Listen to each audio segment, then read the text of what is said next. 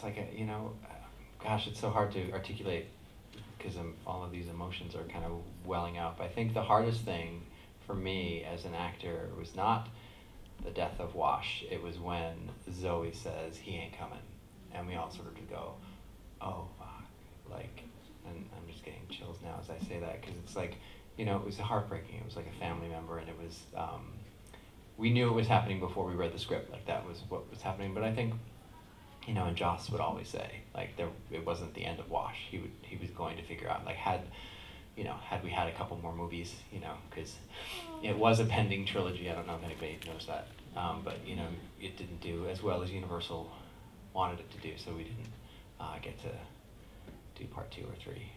But I don't think it would. Did they come and check out New Zealand? I mean, did they just look at the con man crowdfunding? Yeah. It's kind of insane. But yeah, you know, it was heartbreaking. Book's death was also really tough to shoot. You know, I wasn't there when we shot Alan's death.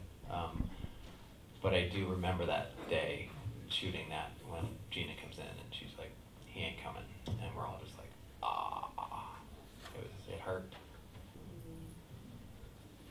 You know, and I think that's what happens, that's truly what was happening. I know we say this a lot, and I've actually said this about other projects, and it was never the truth. I was just trying to say it to like sell it, but like because we were so close as actors, and we just mutually respected each other as people, as human beings, as artists, and the work that we all did together. I mean, it was just like for Gina to say that line, and for just to like, the energy just went like boom. Like it was just, there were moments like that just doesn't happen all the time with, you know, with other groups. So it was a pretty special group of people. Got a question back here? Yep. Hey Sean, Hey. I'm just wondering, were Nathan Fillion's pants really that tight? Because he's a big dude. Yeah. I mean, he's a tall dude. Yeah, they were pretty tight. For some reason, a lot of us didn't have like any give in our pants. Like my jeans stretch. I like a stretchy jean, and a lot of our pants, like my pants, are pretty tight in Serenity. Not so much in Firefly. In Serenity, my pants are really tight. But yeah, we all had pants that were very form-fitting, for lack of a better word. The band's ass, the band's got. Say it again? The band's ass, the band's got. Yeah. Do you want to just hand them out as they, or just chuck it and hope that they catch it? Hi Sean, Hi. and welcome to New Zealand. Thank you. I wanted to know who on set made you laugh the most? Oh God. For me, it was Jewel. I mean, Nathan is pretty freaking funny, but I think Jewel and I have such a similar sick sense of humor that I remember days on set, and especially when we got together on Warehouse 13, I don't know if y'all know, we reunited, and I was so funny because I was coming home at the end of the day, and I had to wear that horrible superhero suit with these awful boots that were like digging into my shins all day long, and for, you know, night shoots and and I'm laying there in bed and being like, you know what's so funny? That part of my body does not nearly hurt as much as my cheekbones, because I was laughing so hard, or I'm sorry, Jewel was laughing at me so hard in that spandex purple nightmare of a costume I wore.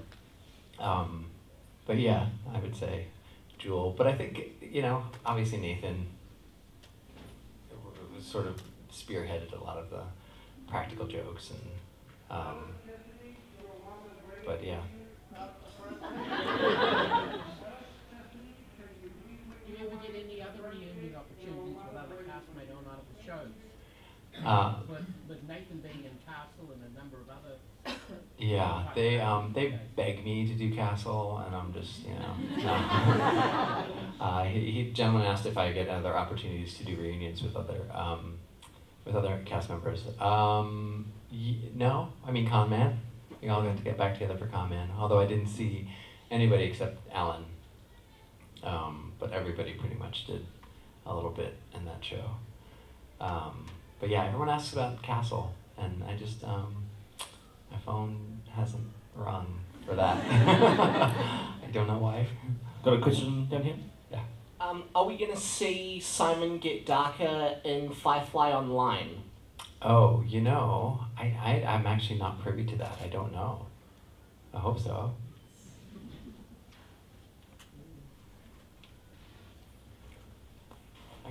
I can probably hear you. For And then I'll Much Ado repeat. About Nothing, Yeah. have you done any of the Shakespearean readings with Joss before you went on the shoot? And how was that shoot?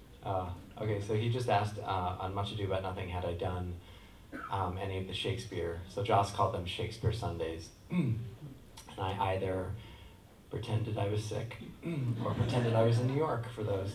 And never went because they scared the shit out of me to just, you know, it was like, so I don't know, does everyone know Joss always does these like Shakespeare Sundays, so you get together, he picks a play, he sends out a mass email, it's everybody's actors, costume designers, like lighting people, anybody who's in the Whedonverse, you know, everybody picks a part, and then we come to Joss's house, have brunch, and have plenty of mimosas, and get nice and loaded to get up on your feet, and then act out the play. And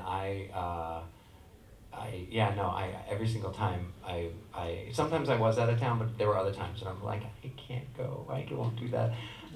But then so when he reached out to me about Much Ado, I had a similar reaction. I was like, oh no, I can't do that. Oh my God, like, because I've never done Shakespeare. I mean, I studied Shakespeare in college, but we did like scenes, and I had never done a full-length play, and I was terrified, like to my bones, terrified. And I was actually shooting another series in Chicago, so I didn't even know if I was going to be available to come and do it. And I sort of mentioned it to my manager kind of lightly. It was like, hey, Joss sent me an email about this thing.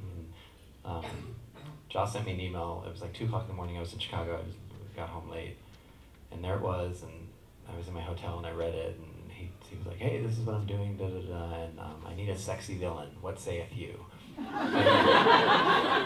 And then I emailed back, does this mean you think I'm sexy, Joss? And he emails back, stop fishing for compliments. Of course I think you're sexy. Are you in? And I'm like, hang on, let me talk. So then when I told my manager was like, tell Joss yes, and I will deal with everything else. And I was like, okay.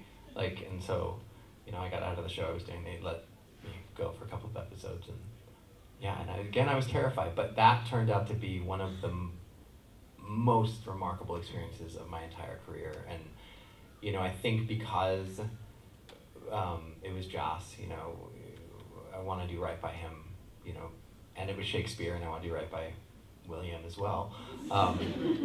So I think the amount of work that we all put into it. I mean, Joss is basically like, I know what I want. I'm going to set up the camera here. I'm going to maybe have 2 takes. That's all I'm going to need. So that's all you're going to get. So don't fuck up, you know? And we were all like, oh, you know, so I worked with, you know, a coach, and we all did our own, like, a lot of homework, and we had a lot of rehearsal, which was great, and we all knew Joss's house really well, and had many drunken nights there, so it was, you know, familiar. But I think what you guys saw and what we ended up catching was really live theater, because we didn't know what was going to happen. It was kind of like when you step out on the stage every night, you know, it's like you just have that one shot at it. You're not going to be like, oops, I messed up that line. Let's go back to the beginning of this act. And I think that's what was so magical and exhilarating about it. And that was certainly terrifying. But again, one of the most wonderful experiences. Did you have a question here? Thank you for coming on down, Sean. It's lovely to see you. Oh, thanks for having we me. had the honour of meeting your friend Summer a few years ago, and she was delightful. Yeah, she had a lot of nice things to say about you. She's a sweetie. I've always maintained that there are 2 kinds of Firefly people in this world: those who are fans and those who have not seen it yet. And do you find it shocking or surprising or not surprising at all that this time in your career is now more than a decade in your past, and yet it still seems to be picking up new fans and new browncoats all the time? How has that phenomenon catching your interest or surprise? You know, it's a little bit of everything. It's like I'm constantly surprised, but then I'm not surprised, and I'm constantly like amazed, and I'm sort of like, well, of course, like it was so good, you know, like. I will tell you this though, when I am approached, it was so funny. My daughter and I were. Do y'all have Target here? Kind of. We were doing school supply shopping, whatever. So, you know, and I'm in dad mode, you know, blah, blah, blah, and I've got a whole list, like a whole complicated list of like, you know, she went to 3rd grade now. It was a whole different. It went from like a little tote bag to like 10,000 things that she needed, and I was feeling really overwhelmed and sort of stressed because I left it to the last minute. But you know, and I'm walking, and get the manager of Target. I walk up to him. I was like, I have so much stuff here, and I don't know where is there a section? Da, da, da. And he's sort of staring at me really strangely. And you know, there's my daughter, and he says, oh, the school supplies are over there. And he says, did anyone ever tell you? Have you ever seen the show Firefly? And I said, you know, because we're in Michigan now. My family has relocated to Michigan. So I'm just like in the middle of the Midwest, and you know. And I said, oh. I was like, no, I haven't seen that show. And he was like, you look exactly like an actor on that show. And I was like, oh, that's funny. And then, of course, my daughter was like, Baba. She calls me Baba. She's like, Baba, you have to tell him. And I was like, I'm actually Sean. To which he starts to shake. And I mean, truly is like, I don't think you understand. I am your biggest fan. I don't think you understand. I don't think you understand. I'm like, oh, okay. Like, nice to meet you, Jamie. I'm so happy to meet you. I'm gonna get some school supplies now. And he's like, I don't think you understand. And he's like shaking. He's like, can I get a picture? And I'm like, of course you can get a picture. So we're trying to do a selfie, and he's shaking so badly that he's like dropping his phone, and then my daughter is like, I'll take the picture. I'm like, thanks, sweetheart. And then he's like, if there's anything you need, and I'm like, school supplies? A whole list of school supplies. So he's like, I can't believe, and I'm like, and those school supplies. That's what I needed. And you know, and we wheel away, and it's like, you know, it's moments like that I'm so like, huh? You know, because you know, and then we wheel away, and I said, my daughter, I was like, you know, sweetheart, how does that make you feel when stuff like that happens? She's like, well, it's kind of weird. And I was like, I think he was just really excited, and he you know. And then we got the school supplies, and we went online, and we're leaving, and then my daughter turns to me, and she says, you have to find Jamie and say goodbye to him. And I was like, I do, don't I? I'm like, hi, Jamie. He's like, oh my God. I'm like, I just wanted to say goodbye. I haven't come back to that Target yet. No, but it's like, it takes me by surprise, because I'm like, what? Huh? Who? Like, and now I'm a dad. Oh my God, I'm like haggard and tired looking, and blah, blah, blah, you know.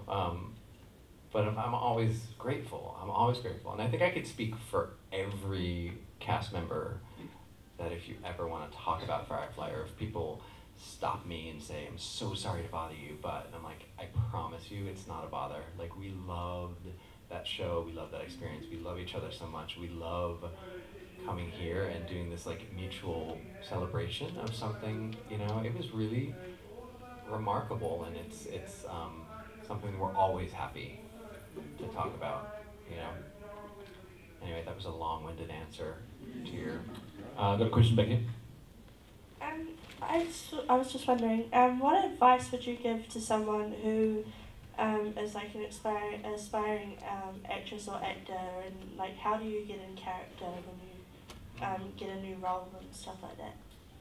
You know, I'm finding in my old age that all the stuff, no, I'm just saying, like, you know, all the stuff that I thought was so important for being an actor, all the external stuff is, like, if I could tell an actor, like, get real clear on like who you are authentically, and get real clear on what it is that you want to do, and get really clear and quiet, you know, without all of the there's so much external garbage that happens with an actor. There's like a lot of self-doubt, and so like I struggled for so long. Like I call myself a recovering perfectionist, but you know, and that really bled into my work a lot. And when you're so preoccupied with what everybody else wants and what you think you should be doing, and it's not coming from inside, like if it's a craft that you need to do, regardless of whether or not, you know, it's what they want. I think that's the place. And they don't really teach you that in acting school. So all of the text work and all of that, like class stuff, that's great, and you need that. But for me, the most challenging part as an actor, and sort of the evolution of, you know, acting for me, is sort of like blending the actor and sort of like, you know, my spiritual component. Like if I could just like stand in my authenticity and not care, which is a really, really, really difficult thing to do, but to not care, you know, and to not take things personally. I think like if that could be a mantra like early on, you know, I think everything else falls into place. And then of course there's class, you know, I would say act wherever you can, fail wherever you can, fall on your face, make mistakes, you know, it's such a bigger risk to not do something than to do it and fall, right? You know, so it's like, and for years I was just, you know, so worried about everybody's perception of me, and it was really, I didn't enjoy acting for a while. It was just sort of this like, you know, so much fear of, you know, assuming that the dialogue that's happening over there is something negative about me, or like, you know, and as actors, we have so much time, like even when the camera's rolling, it's really only, you know, a few minutes. The rest of the time, you're in your head, like you're either hanging out waiting to work, or you're, you know, sitting on set, or you're sitting in a trailer, or you're waiting to go into an audition, or you're waiting. So it's like you have a lot of time that it's just all this noise in here. So I would say address that, and address the internal before you worry about like, I gotta get a perfect headshot, and I gotta get this, and I gotta get that. Like I've gotta, you know, blah, blah, blah. All that stuff is important too, but I think a lot of people and a lot of actors don't know or don't have a strong sense of who they are, and you know, walk into a room and there's just something inauthentic about the work, and it's not like, oh, they're bad, but it's just they're not being, like not simmering in sort of this truthful essence, if that makes sense. Helen? Hi. Hi. You've said before you're such a fan. I was wondering, have you ever played the board game? You know, I don't, it's so funny. You'd think they'd send this stuff to us. I like see things for the first time at these events when I'm signing them, and I'm like this thing. You see my leaf on the wind? Yeah.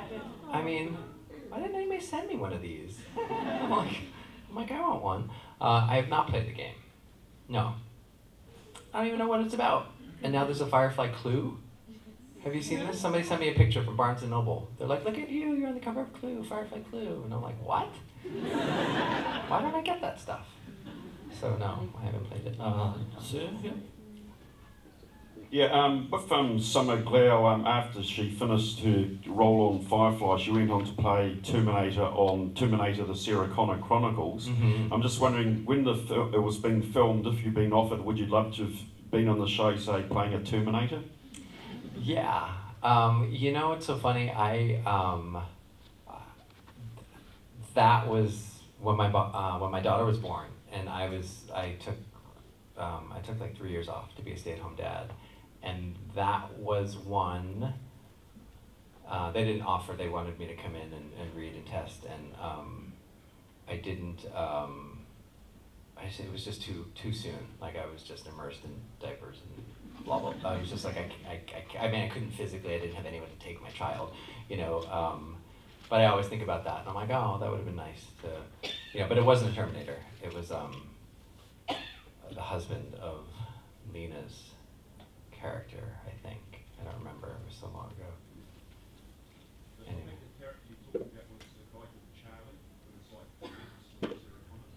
He was, I'm sorry, what? In the pilot episode, she was looking at this guy that was probably. Yeah. Yeah, maybe. I don't remember. Do you want to shout? Well, I was just going to say, do you still get star-studded when you, like, so you it's Joss Whedon, and do you go, oh my God, it's like, you see the Avengers and he's created that, do you know, you go, oh my God, I know him, or do you,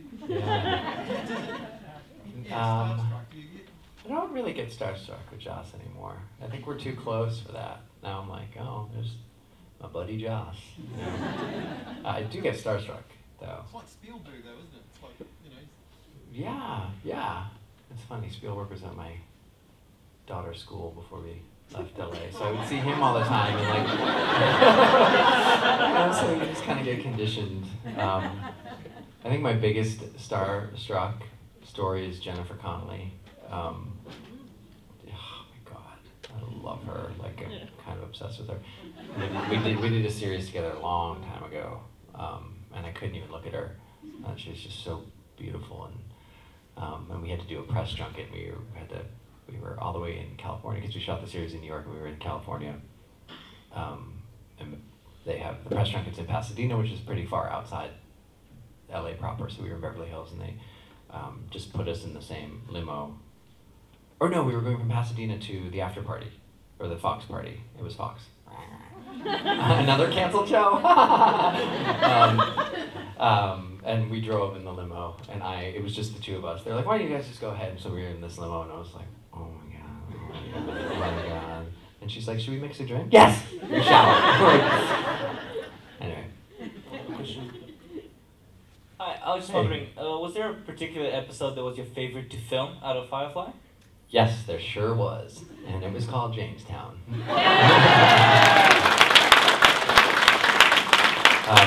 Yeah, I've got 3 favorite episodes. Jamestown was my favorite to film. Ariel was also my favorite as an actor to explore and then to watch.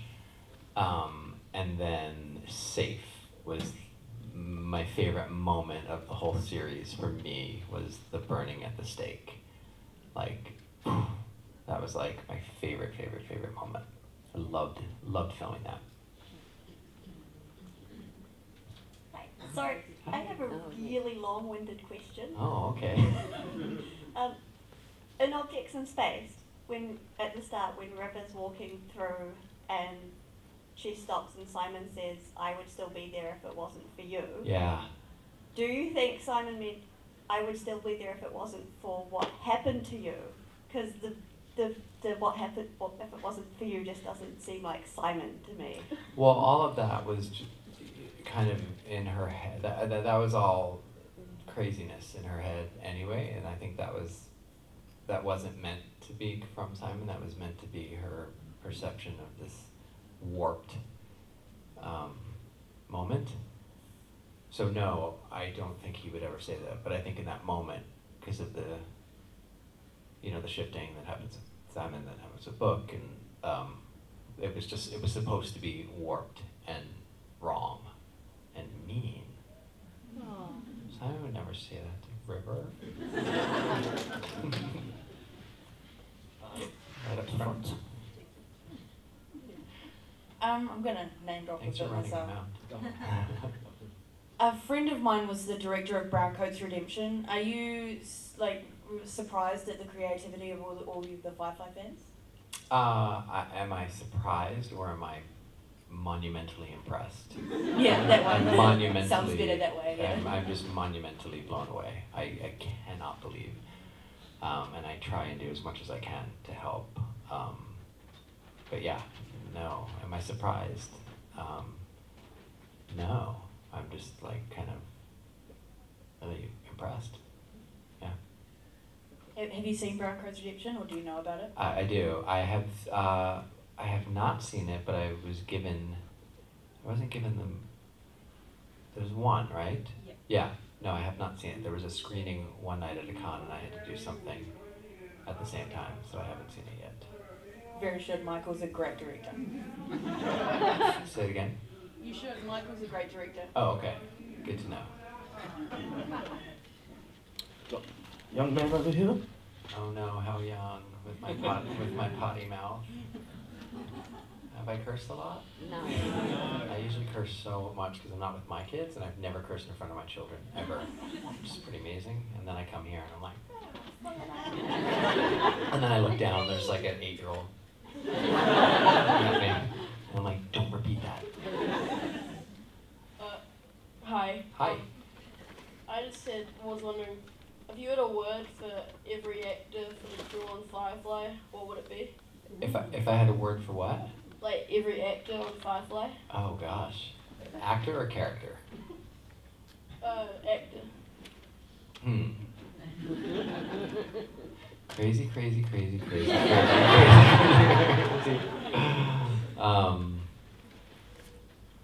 Captain Nathan was captain. He was just our captain on screen, off screen. Morena, stunning.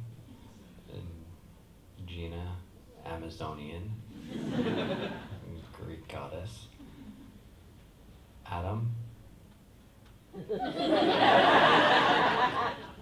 goddess. Adam Oaf. Jewel, love.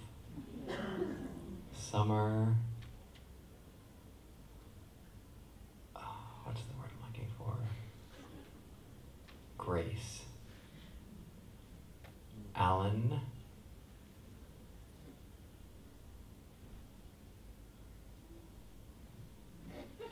Now I'm looking for like, oh man, what's the word for someone with the most perfect comic? Just, oh man, that's a hard one. Alan's a hard one. Who'd I miss? You. Me? I'm not gonna make it work for me. Adam. Oh, did I say Adam? I didn't say Alan. Alan, oh, I didn't say book. What was I thinking about my book? What? Peace. Alan.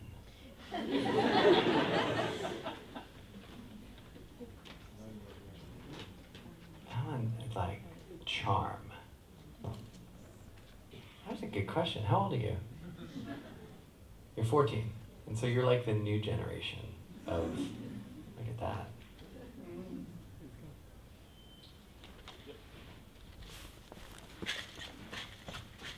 I've got some mints in my pocket.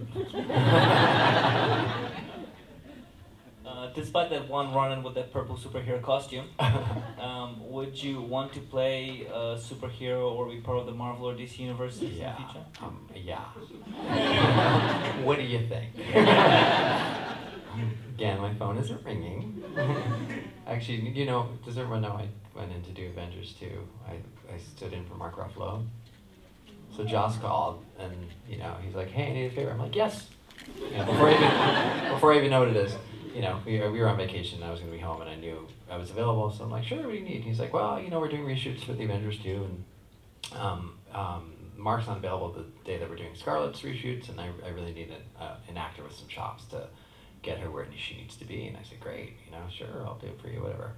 And he's like, "It will not be your face, it will be just behind you." And I'm like, "No problem." So I went there thinking, I don't know, there must be these like meaty scenes, right, that she's going to really need an actor, but there weren't. Like, I just sort of kind of stood in for him. I did get to kiss her though, so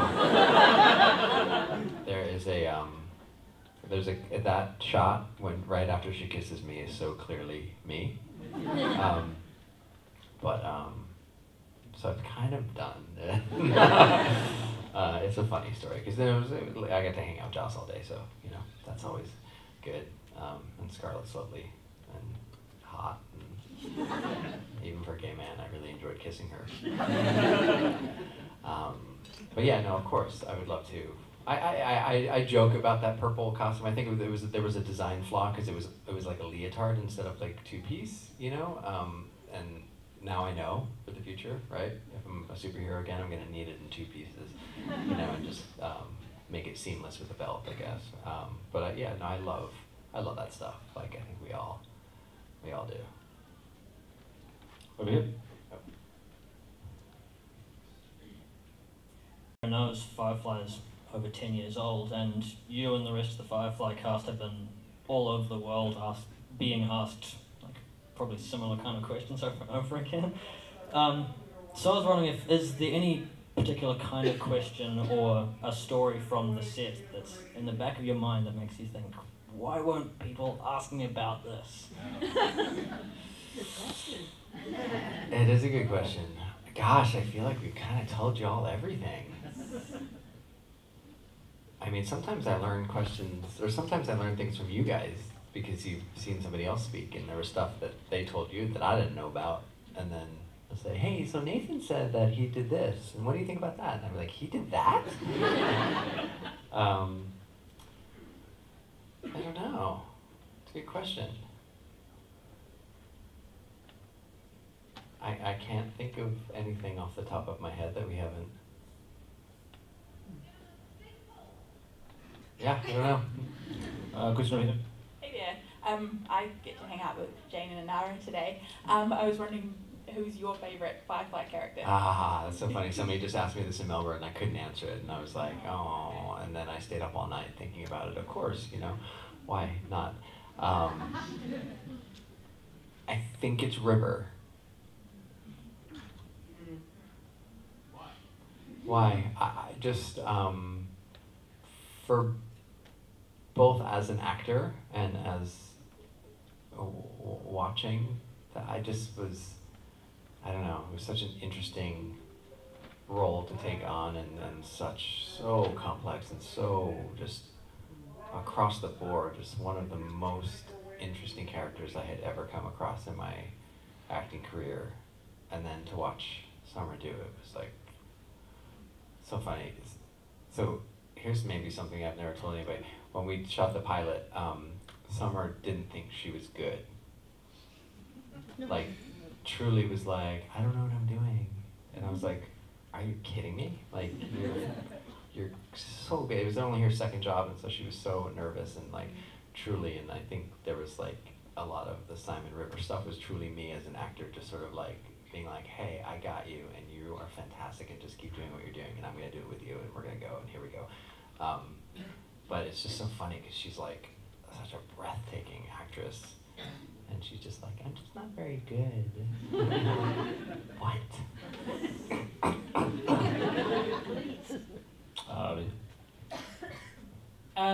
Warehouse 13 seemed also like a really kind of like a fun crew, like just from my impression of it. Do you have any particularly fond memories of when you were able to work on that show? Yeah. Did you have fun as well? Oh God, yeah. I mean, I was with Jewel. Enough said. You know, it's so funny. We were being so cliquey on that show. We were sort of like off in the corner, just like so excited to see each other, like that we were just like off at the corner laughing, and like other cast members would come over, and I think Allison tried to get us to do like some sort of online thing for the sci-fi, and it was 3 o'clock in the morning. We were like so loopy and out of our minds, and we said no, and she like walked away from us and didn't speak to us the rest of the time.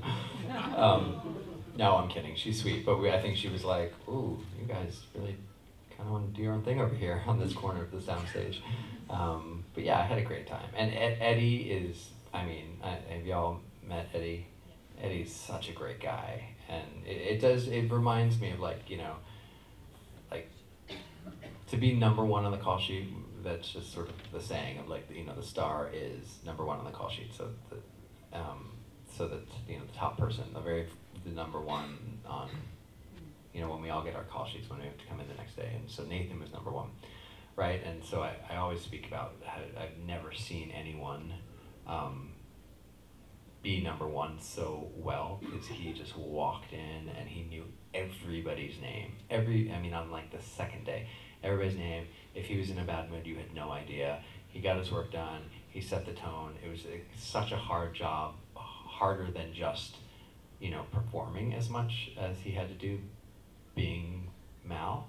And it's such a tricky thing, and I've seen it done really not so great, where you step onto a set and it's either a nasty number one or like the star of the show, or he's like, like I said, he, I'm not talking about anybody in particular, he or she.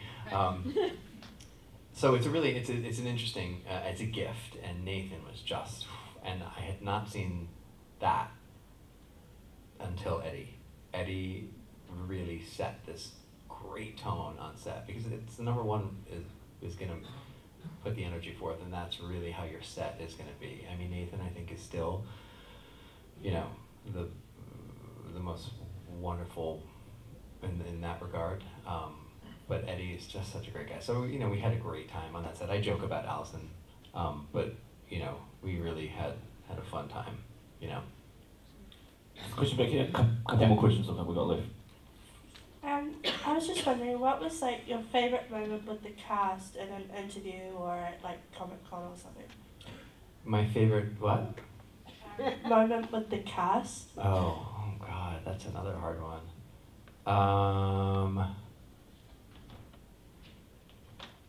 My first Dragon Con. Yeah, like I did my first Dragon Con, and probably the panel where Nathan called me and Jewel.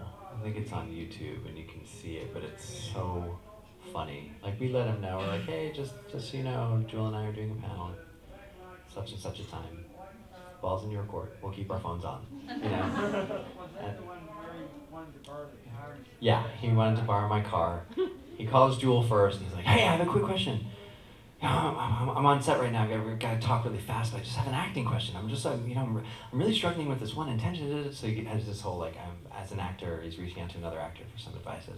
He's like, okay, thanks, I gotta go. And then my phone rings.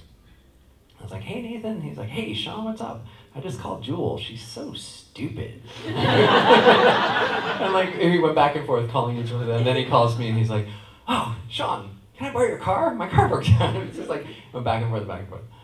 And that was like the first one. And then we kind of kept doing the phone in. Like, Alan called once, or we called Alan, and it was never as, you know, it kind of lost its charm a little bit because it was so fun and spontaneous the first time.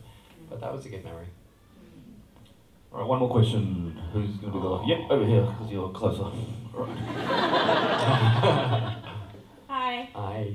What was it like when you and the rest of the cast got together for the very first time for Firefly? Oh.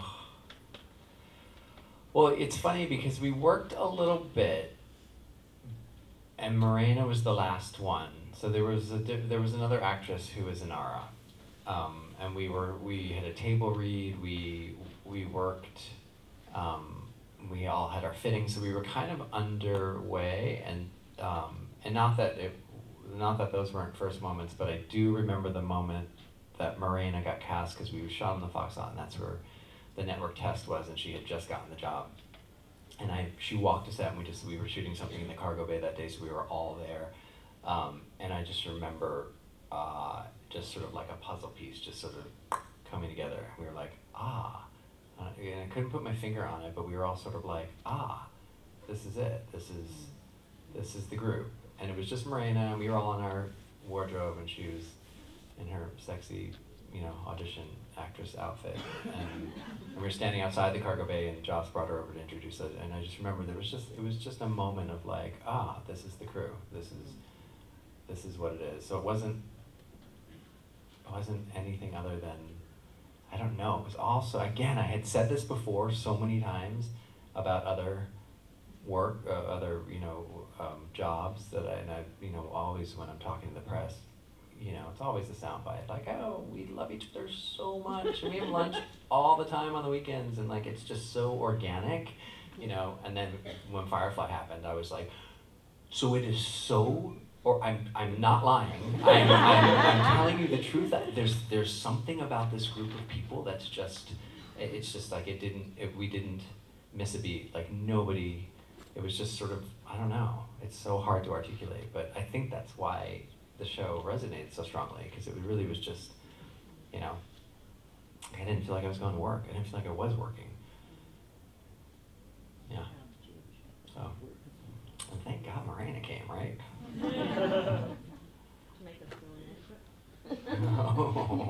No.